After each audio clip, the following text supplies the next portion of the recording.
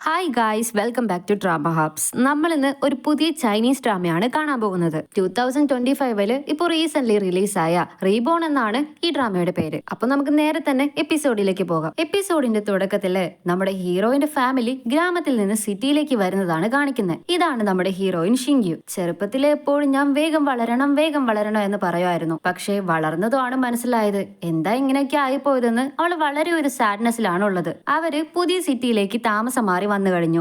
കൂടെ പുതിയൊരു ന്യൂഡിൽ ഷോപ്പും ഓപ്പൺ ചെയ്യുന്നുണ്ട്. അമ്മയും മോളും കുക്ക് ചെയ്യുന്ന തിരക്കിലായിരിക്കുമ്പോൾ അച്ഛനും അനിയനും നോട്ടീസ് വിതരണം ചെയ്ത് എല്ലാവരെയും ഇൻവൈറ്റ് ചെയ്യുന്നുണ്ട്. പക്ഷേ അവിടെയുള്ളവർക്ക് അതിൽ യാതൊരു താല്പര്യം ഇല്ലെന്നാ തോന്നുന്നത്. കയ്യിൽ കൊടുത്ത് നോട്ടീസ് വരെ താഴെ ഇട്ടിട്ട് പോയതും ഇത് കണ്ട അച്ഛന് വളരെ സ്ട്രെസ് ആകുന്നുണ്ട്. ഇനി എന്തിനാ ഈ കട ഓപ്പൺ ചെയ്തത്? നോക്ക്, ഒരാൾ പോലും നമ്മുടെ കടയിൽ കയറുന്നില്ല. ഇങ്ങനെ പോയാല് നമ്മൾ തുടർന്ന് എങ്ങനെ ജീവിക്കുമെന്ന് അച്ഛൻ വളരെ സ്ട്രെസ് ആകുന്നത് കണ്ട് ഇന്ന് ഓപ്പൺ ചെയ്യണത് നല്ലതാണെന്ന് തീരുമാനിച്ചിട്ടല്ലേ ഓപ്പൺ ചെയ്തത്. നിങ്ങൾ കുറച്ച് സമാധാനമായിരിക്കെ, എല്ലാം ശരിയാകുമെന്ന് പറഞ്ഞ് അമ്മ അച്ഛനെ സമാധാനിപ്പിക്കുന്നുണ്ട്. ഇവിടെ പച്ചക്കറികൾക്കും പലചരക്കിനും എത്ര വില കൂടുതലാണെന്ന് അറിയാമോ? എങ്ങനെ നമ്മൾ ഈ ഷോപ്പ് നടത്തിക്കൊണ്ട് പോകുന്നേ? എനിക്ക് എത്ര ആലോചിച്ചിട്ടും പിടി കിട്ടുന്നില്ല എന്ന് പറഞ്ഞതും എന്നാ നമുക്ക് ന്യൂഡിൽ ബൗളിന് കുറച്ചധികം വിലയിട്ട് വിൽക്കാമെന്ന് അമ്മ പറയുവാണ്. ഇവിടെ അനിയൻ ചെക്കൻ അടുത്തുള്ള കടയിൽ വന്ന് കാണുന്നതൊക്കെ വാങ്ങി കഴിച്ചിട്ട് TV കണ്ട് രസിച്ചുകൊണ്ട് നിൽക്കുമായിരിക്കും. അമ്മ വന്ന് തലക്കിട്ടൊരു കൊട്ടു കൊടുത്തിട്ട്, എടാ ചെക്കൻ, നീ പറയാതെ എവിടേക്കാ പോയതെന്ന് വഴക്ക് പറയുന്നുണ്ട്. വിളിച്ചുകൊണ്ട് പോകാൻ നിൽക്കുമ്പോ കടക്കാരി ചേച്ചി മോൻ കഴിച്ചതിന്റെ ക്യാഷ് ഇതുവരെ തന്നില്ലെന്ന് ചോദിക്കുവാണ്. അമ്മ അവനൊന്ന് നോക്കി പേടിപ്പിച്ചിട്ട്, സോറി, ഞങ്ങൾ ഇന്നലെ ഇവിടേക്ക് വന്നതേ ഉള്ളൂ. കട ഇപ്പോ ഓപ്പൺ ചെയ്തിട്ടേ ഉള്ളൂ. ദാ ആ കാണുന്ന ന്യൂഡിൽ ഷോപ്പാ ഞങ്ങളുടെ. ബുദ്ധിമുട്ടായില്ലെങ്കിൽ പണം നാളെ തന്നാ മതിയോ എന്ന് ചോദിച്ചാല് അതിനെന്താ, ധാരാളം. ഈ അടുത്ത് കാണുന്ന ന്യൂഡിൽ ഷോപ്പ് അല്ലേ, അപ്പൊ നമ്മള് നേബേഴ്സാ, തന്നാൽ മതി എന്ന് പറഞ്ഞിട്ട് പറഞ്ഞയക്കുവാണ്. ആ സ്ത്രീ ഒരു നല്ല സ്ത്രീയാണെന്നാ തോന്നുന്നത്. അടുത്തത് കടയിൽ ഒരു കസ്റ്റമർ വന്ന് ന്യൂഡിൽസ് കഴിച്ചുകൊണ്ടിരിക്കുമ്പോ അനിയൻ ചെക്കൻ ടേബിൾ ക്ലീൻ ചെയ്യുമായിരിക്കും. പക്ഷെ ആ കസ്റ്റമർ അഴുക്ക് വെള്ളം അവരുടെ ഫുഡിൽ വീണു എന്ന് പറഞ്ഞ് ദേഷ്യത്തില് ചൂടുള്ള നൂഡിൽസ് അവന്റെ കയ്യിലേക്ക് ഒഴിക്കുവാണ്. പുതിയതായി ഇവിടേക്ക് വന്നതുകൊണ്ട് അവർക്ക് ആരെയും അറിയില്ലല്ലോ, സോ കൂടുതൽ പ്രശ്നമാക്കണ്ട എന്ന് പറഞ്ഞിട്ട് അമ്മ ഓടി വന്ന് അവരോട് സോറി ചോദിച്ചിട്ട് വേറെ ഫുഡ് കൊണ്ടുവരാമെന്ന് പറഞ്ഞു കൊടുത്താല് എനിക്ക് നിങ്ങളുടെ ഫുഡും വേണ്ട, ഒന്നും വേണ്ട എന്ന് പറഞ്ഞ് അവർ ക്യാഷ് പോലും കൊടുക്കാതെ ഇറങ്ങി പോകുവാണ്. തുറന്ന ദിവസം തന്നെ ആകെ ഇങ്ങനെ ആയിപ്പോയല്ലോ എന്ന് അച്ഛനും ആകെ മൂഡ് ഔട്ട് ആകുന്നുണ്ട്. ചൂടുള്ള നൂഡിൽസ് വീണുകൊണ്ട് അനിയൻ ചെക്കന്റെ കൈ നന്നായിട്ട് പൊള്ളിയിട്ടുണ്ട്. അപ്പൊ ഇത് കാണുന്ന ഹീറോയിൻ വെറുതെ ഇരിക്കോ? ആ കസ്റ്റമർ പുറത്തേക്ക് വന്ന് അവരുടെ വണ്ടി സ്റ്റാർട്ട് ചെയ്യാൻ നോക്കിയാല് അത് പഞ്ചറാക്കി വിട്ടിട്ടുണ്ട്. നമ്മുടെ ഹീറോയിന്റെ പണിയാണ്. നമ്മുടെ ഹീറോയിനോ അടുക്കള വാതിലിൽ കൂടെ നൈസായിട്ട് ടൂള് തിരികെ കൊണ്ടുവന്ന് വെച്ചിട്ട് ഒന്നറിയാത്ത പോലെ അവള് കുക്ക് ചെയ്യാൻ തുടങ്ങി. നൈറ്റ് വീട്ടിലേക്ക് വന്നതും അമ്മ തിങ്സ് എല്ലാം അറേഞ്ച് ചെയ്തുകൊണ്ടിരിക്കുവായിരിക്കും. ഹീറോയിനും അനിയനും മരുന്ന് ഇട്ട് കൊടുക്കുവാണ്. അപ്പൊ അനിയൻ ചെക്കൻ പറയും, ചേച്ചിയുടെ കൂടെ എനിക്ക് റൂം ഷെയർ ചെയ്യണ്ട, എനിക്ക് ഒറ്റയ്ക്ക് ഒരു റൂമിൽ കിടക്കണമെന്ന്. അങ്ങനെയാണെങ്കിൽ നീ റോട്ടിൽ പോയി കടന്നോ, അതായിരിക്കും നിനക്ക് കൂടുതൽ ചേരുന്നേ, അല്ലാതെ നിനക്ക് വേറെ വഴിയില്ലെന്ന് ഹീറോയിനും പറയും. അച്ഛൻ അവിടെ ചുവരില് ഫോട്ടോ ഫ്രെയിം ഒക്കെ തൂക്കുന്ന തിരക്കിലായിരിക്കും. അമ്മ തുണിയൊക്കെ മടക്കി വെക്കുവാണ്. ആ സമയത്ത് ബാഗിൽ നിന്ന് ഒരു തുണി കിട്ടിയതും പെട്ടെന്ന് അവരുടെ മുഖമാകെ മാറുന്നുണ്ട്.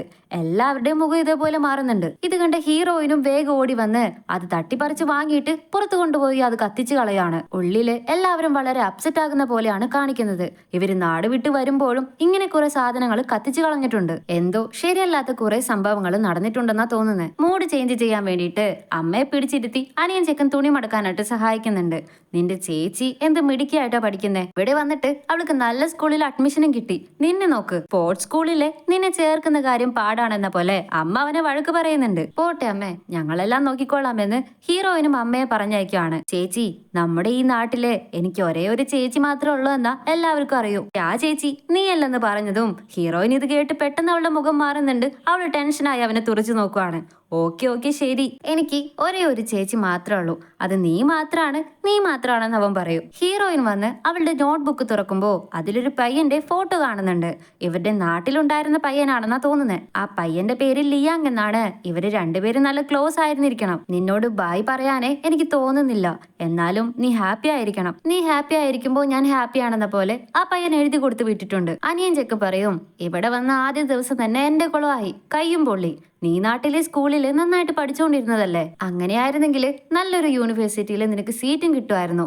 ഇനിയിപ്പോ എന്ത് ചെയ്തിട്ടും കാര്യമില്ലെന്നാ തോന്നുന്നേ. നിന്റെ കരിയർ സ്പോയിൽ ആകാൻ പാടില്ലെന്ന് പറഞ്ഞതും അങ്ങനെയൊന്നുമില്ല, ഇവിടെ എനിക്ക് നല്ല ഓപ്പർച്യൂണിറ്റീസ് കിട്ടും, എങ്ങനെയെങ്കിലും നന്നായിട്ട് പഠിച്ച് നല്ല മാർക്ക് വാങ്ങി നല്ലൊരു യൂണിവേഴ്സിറ്റിയിൽ കയറാമെന്നാണ് ഹീറോയിൻ പറയുന്നത്. നെക്സ്റ്റ് ഡേ ബാഗ് എടുത്തിട്ട് അവൾ എങ്ങോട്ടോ പോകുന്നുണ്ട്.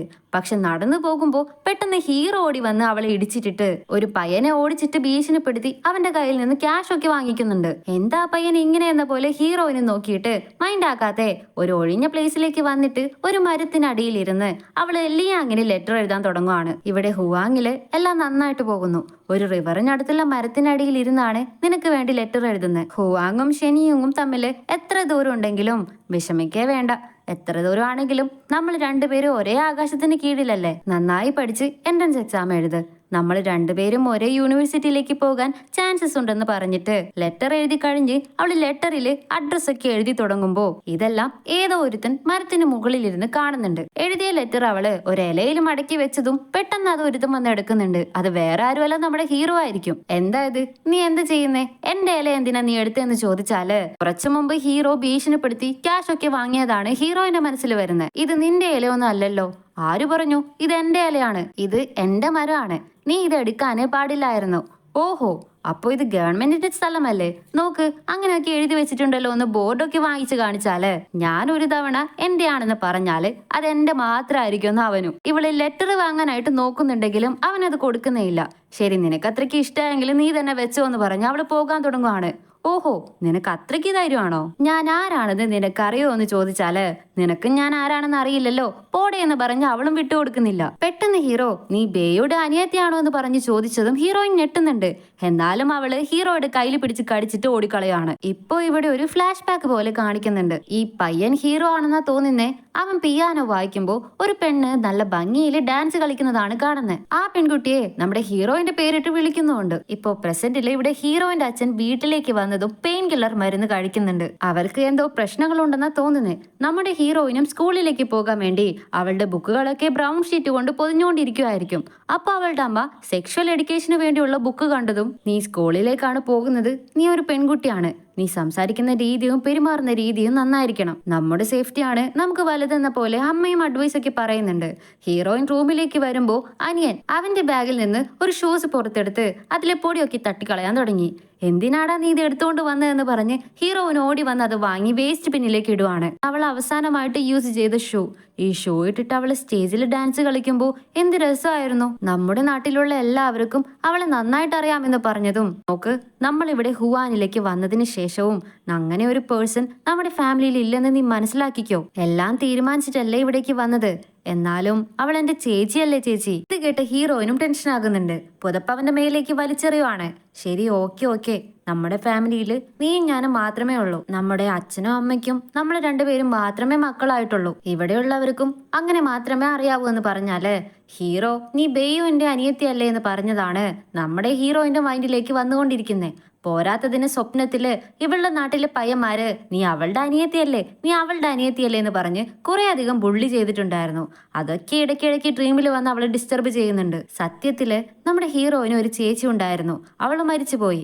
അവിടെ നിന്നാണ് ഈ പ്രശ്നങ്ങൾക്കെല്ലാം തുടക്കം. നെക്സ്റ്റ് ഡേ നമ്മുടെ ഹീറോയിനും അവളുടെ പുതിയ സ്കൂളിലേക്ക് ഫസ്റ്റ് ഡേ പോകുന്നുണ്ട്.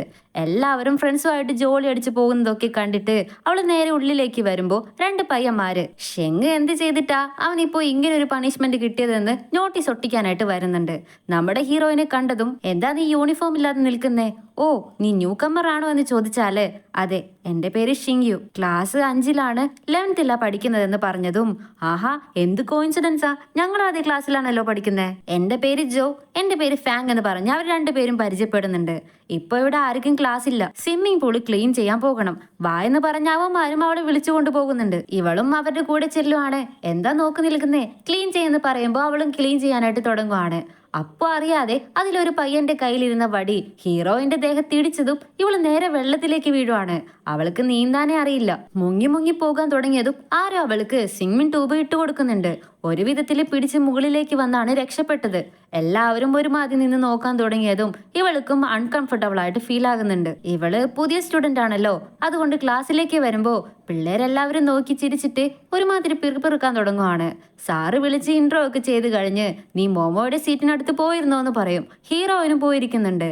ഈ പെൺകുട്ടിയാണ് നമ്മുടെ ഹീറോയിന് യൂണിഫോം കൊടുത്തത്. അവളും മോമോയോട് താങ്ക്സ് എന്ന് പറയുന്നുണ്ട്. ഇപ്പോ ക്ലാസ് സ്റ്റാർട്ടായി. അവളുടെ ബോക്സ് ഓപ്പൺ ചെയ്താല് അതിലെ കണ്ണാടിയിൽ ഇതേ നമ്മുടെ ഹീറോയുടെ മുഖം കാണുന്നു. നോക്കിയാല് അതേ ക്ലാസ്സിൽ തന്നെയാണ് അവനുള്ളത്. ഹീറോയിൻ വെള്ളത്തിൽ വീണപ്പോ നമ്മുടെ ഹീറോയാണ് കൈ കൊടുത്ത് അവളെ രക്ഷിക്കാൻ നോക്കിയത്. പക്ഷെ അവൾ അത് തട്ടിക്കളഞ്ഞിരുന്നു. അതിനുശേഷമാണ് ട്യൂബ് ഇട്ട് കൊടുത്തതും. സോ നമ്മുടെ ഹീറോ അവളെ രക്ഷിക്കാനും നോക്കിയിരുന്നു. ക്ലാസ്സില് ഇന്റർവെൽ ടൈം വന്നപ്പോ മോമോ ജോയെയും ഫാങ്ങിനെ പറ്റിയും ഇൻട്രോ ഒക്കെ ചെയ്യുന്നുണ്ട്.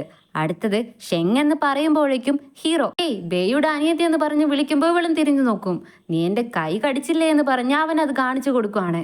സോറി, നീ വേറെ ആരോ എന്ന് തെറ്റിദ്ധരിച്ചാണ് എന്റെ അടുത്ത് സംസാരിക്കുന്നതെന്ന് പറഞ്ഞ് ഹീറോയിനും തിരിഞ്ഞു ഓടിക്കളയും. നെക്സ്റ്റ് സെക്കൻഡ് റൗണ്ട് ക്ലാസ് തുടങ്ങി. ഹറാസ്മെന്റിൽ നിന്ന് എങ്ങനെ രക്ഷപ്പെടാമെന്ന് ഒരു സർവൈവൽ ക്ലാസ് ആണ് നടന്നുകൊണ്ടിരിക്കുന്നത്. ഹീറോയിനെ നോക്കി ടീച്ചർ ഒരു ക്വസ്റ്റ്യൻ ചോദിക്കുന്നുണ്ട്. ഹീറോയിനും ബുക്ക് ഓപ്പൺ ചെയ്ത് അത് വായിക്കാമെന്ന് നോക്കിയാല് അതില് ഫുള്ള് കുത്തിവരിച്ചു വെച്ചിരിക്കുവാണ്. ഇതിൽ നിന്ന് എങ്ങനെ നോക്കി വായിക്കാനാ? അവളെ മിണ്ടാതെ നിൽക്കുന്നത് കണ്ടതും ടീച്ചർ അടുത്തേക്ക് വരുന്നുണ്ട്. അപ്പൊ പുറകിലിരുന്ന ഒരു പയ്യൻ ഇവളുടെ ബുക്കിൽ അതെല്ലാം കുത്തിവരിച്ചിട്ടിരിക്കുക ടീച്ചറെ, ഇവൾക്ക് അത് പഠിക്കാൻ താല്പര്യമില്ലെന്നാ തോന്നുന്നതെന്ന് പറഞ്ഞതും എന്തായത്, നീ ആ കാലഘട്ടം വിട്ട് വന്നിട്ടില്ലെന്ന് തോന്നുന്നല്ലോ, ഇതൊക്കെ പഠിച്ചെടുക്കേണ്ടത് തന്നെയല്ലേ എന്ന് ടീച്ചറും ഹീറോയിനെ നിർത്തി അഡ്വൈസ് ഒക്കെ ചെയ്യുന്നുണ്ട്. ഹീറോയിന് അത് ചെറിയ രീതിയിൽ അപമാനമാകുന്നുണ്ട്. വീട്ടിലെ ബ്രൗൺ ഷീറ്റ് പൊതിഞ്ഞുകൊണ്ടിരിക്കുമ്പോ അമ്മ ഈ ബുക്ക് കണ്ടിരുന്നല്ലോ, അമ്മയാണ് ഇത് ചെയ്തു വെച്ചിരിക്കുന്നത്. ക്ലാസ് കഴിഞ്ഞ് അവള് വീട്ടിലേക്ക് വരുവാണ്. നൈറ്റ് ജോലിയൊക്കെ കഴിഞ്ഞ് അമ്മ വീട്ടിലേക്ക് വരുമ്പോ എന്റെ ബുക്കിൽ നിങ്ങൾ എന്താ ചെയ്തു വെച്ചെന്ന് ഹീറോയിൻ ചോദിക്കും. ഞാനൊന്നും ചെയ്തില്ലല്ലോ, നീ എന്തിനെ കുറിച്ച് പറയുന്നതെന്ന് പറഞ്ഞ് അമ്മ ഒഴിഞ്ഞു മാറാൻ നോക്കുന്നുണ്ടെങ്കിലും നോക്ക് എന്താ ചെയ്തു വെച്ചിരിക്കുന്നതെന്ന് നോക്കെന്ന് പറഞ്ഞ് ഹീറോയിൻ അത് കാണിച്ചു കൊടുക്കുവാണ്. അതെ, ഞാൻ അത് ചെയ്തത്. ഈ ആവശ്യമില്ലാത്ത കാര്യങ്ങൾ എന്തിനാ നീ പഠിക്കുന്നേ? ഷിൻഗ്യു, നിനക്ക് 17 വയസ്സേ ആകുന്നുള്ളൂ. ഇങ്ങനെയുള്ള കാര്യങ്ങളൊന്നും നീ പഠിച്ച് മനസ്സിലാക്കേണ്ടെന്ന് അമ്മ പറഞ്ഞതും നിങ്ങള് ബെയ്യുവിനെ ഇങ്ങനെയൊക്കെ പറഞ്ഞു കൊടുക്കാത്തത് കൊണ്ടാണ് അവൾക്ക് അങ്ങനെയൊക്കെ സംഭവിച്ചതെന്ന് അവളും പറയും. ഇതൊക്കെ പഠിച്ചത് കൊണ്ടാണ് അവൾക്ക് അങ്ങനെയൊക്കെ സംഭവിച്ചതെന്ന് അമ്മയും തിരികെ ദേഷ്യപ്പെടുന്നുണ്ട്. നോക്ക്, മോള് വലുതായി വരുന്നു. അവളോട് സംസാരിക്കുമ്പോൾ കുറച്ച് നോക്കിയൊക്കെ സംസാരിക്കുന്ന അച്ഛന് പറഞ്ഞു കൊടുക്കുന്നുണ്ട്. പക്ഷെ അമ്മ കേൾക്കുന്ന പോലെയില്ല. ഹീറോ ഒരു ദേഷ്യത്തിൽ അവളുടെ റൂമിലേക്ക് പോകുവാണ്. നെക്സ്റ്റ് ഡേ ക്ലാസ്സിലേക്ക് വരുമ്പോ ഹീറോയെ വഴിയിൽ കണ്ടതും അവള് തിരിഞ്ഞു നടക്കാൻ തുടങ്ങുകയാണ്. ഇപ്പൊ എന്തിനാ എന്നെ കണ്ട് ഓടുന്നേ? എന്തിനാ ഒളിക്കാൻ നോക്കുന്നേ? നമ്മൾ രണ്ടുപേരും ഒരേ ക്ലാസ്സിലല്ലേ ഉള്ളത്, എങ്ങനെ ആയാലും കാണേണ്ടവരല്ലേ എന്ന് പറഞ്ഞതും ഇപ്പോ നിനക്ക് എന്താ വേണ്ടതെന്ന് ഹീറോയിൻ ചോദിക്കും. അല്ല, ഇതിന് നീ എന്ത് പ്രായച്ചിത്താ ചെയ്യാൻ പോകുന്നേന്ന് അവൻ കടിച്ച കൈ കാണിച്ചതും അതിന് വേണമെങ്കിൽ നീ എന്റെ കയ്യിൽ കടിച്ചോ, അപ്പൊ ശരിയാകില്ലെന്ന് ഹീറോയിനും പറയും. നോക്ക്, വേറെ ആരെങ്കിലും ആയിരുന്നെങ്കിലും ഞാൻ ഇങ്ങനെ ഇത് വെറുതെ വിടില്ലായിരുന്നു, ഓർത്തോ. ഇനി പഠിക്കുന്ന കുട്ടിയായത് കൊണ്ട് മാത്രമാണ് ഞാൻ നിന്നോട് മിണ്ടുന്നത് പോലും. എന്റെ കൈ മുറിഞ്ഞത് കൊണ്ട് എനിക്ക് ഹോംവർക്ക് ചെയ്യാനായിട്ട് കഴിയില്ല. സോ എന്റെ ഹോംവർക്ക് നീയാണ് ചെയ്യാൻ പോകുന്നതെന്ന് പറഞ്ഞാല്, ഹലോ, ഞാൻ ഇന്നലെയാണ് സ്കൂളിൽ ജോയിൻ ചെയ്തത് തന്നെ. എനിക്ക് തന്നെ പഠിക്കാൻ നിറയെ ഉണ്ട്. നിനക്ക് ഹോംവർക്ക് ചെയ്തു തരാനൊന്നും എന്നെ കൊണ്ട് പറ്റില്ലെന്ന് ഹീറോയിൻ പറയുവാണ്. ഓ, നിനക്ക് ടൈം ഇല്ലല്ലേ? എന്നാൽ ടൈം ഉണ്ടാക്കിക്കോ. നിനക്ക് നിന്റെ ചേച്ചി എങ്ങനെയാണ് മരിച്ചതെന്ന് അറിയണ്ടേ എന്ന് ചോദിച്ചാല് ഇത് കേട്ട ഹീറോയിൻ ആകെ ഞെട്ടുന്നുണ്ട്. അങ്ങനെയാണെങ്കിൽ ഇതൊക്കെ പോയി ചെയ്യാൻ നോക്കെന്ന് പറഞ്ഞ് ഹീറോയിന്റെ കയ്യിലേക്ക് ബുക്ക് കൊടുത്തിട്ട് ഹീറോ നടന്നു പോകുവാണ്. ഇവൻ എന്തിനെ എന്നിങ്ങനെ ടോർച്ചർ ചെയ്യുന്നെന്ന പോലെ നമ്മുടെ ഹീറോയിൻ ആകെ മൂഡ് ഔട്ട് ആകുന്നുണ്ട്. ഇതോടെയാണ് ഈ പാർട്ടിയോടെ കഴിഞ്ഞിരിക്കുന്നത്. സോ ഡ്രാമ എല്ലാവർക്കും ഇഷ്ടമായെന്ന് വിചാരിക്കുന്നു. ഇത് കണ്ടിന്യൂ ചെയ്യണമെങ്കിൽ എസ് എന്ന് കമന്റ് ചെയ്യാം. ഇത് നമുക്ക് കണ്ടിന്യൂ ചെയ്യാം. ഇനി വേറെ ഏതെങ്കിലും ഡ്രാമ വേണമെങ്കിൽ അതും ട്രൈ ചെയ്യാം. സോ ഇന്നത്തെ എപ്പിസോഡ് ഇത്രയേ ഉള്ളൂ. അടുത്ത എപ്പിസോഡുമായിട്ട് ഞാൻ വേഗം തന്നെ വരുന്നതായിരിക്കും. അതുവരേക്കും എല്ലാവർക്കും ബൈ.